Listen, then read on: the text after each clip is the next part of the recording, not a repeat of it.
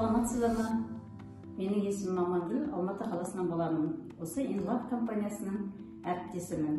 Мен сіздерге бүгін чай сангей өнімін қалай тиімді пайдалану керектігі туралы бөліскім келеді. Адамның ағзасына керекті 400-де жуық макро-микроэлементтер бар. Бұл шай біріншіден адамның ішек-қарын жолдарын бәрін тазалайды, шлак токсиндерді шығарады.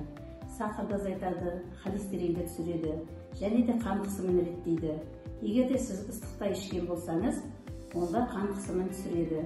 Егер де сіз салқын күйінде ішкен болсаңыз, онда қан қысымын жоғарылатады. Сонымен бірге бұл шай сангей бүйректегі тас құмды түсіреді, өтті жүргізеді және өттегі тасты кетіреді.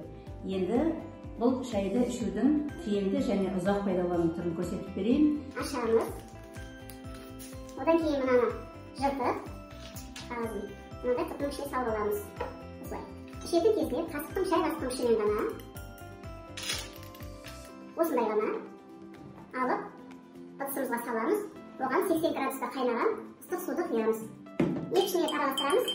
Ішкен кезде ұрттап ішу керек. Оны отырып қанша шай іштіңіз, сонша көлемде қайнаған жылы суды 15-20 минуттан кейін ішкеніңіз жөн. Себебі қуықта қалдық қалдырмай, барлығын сыртқа шығару үшін.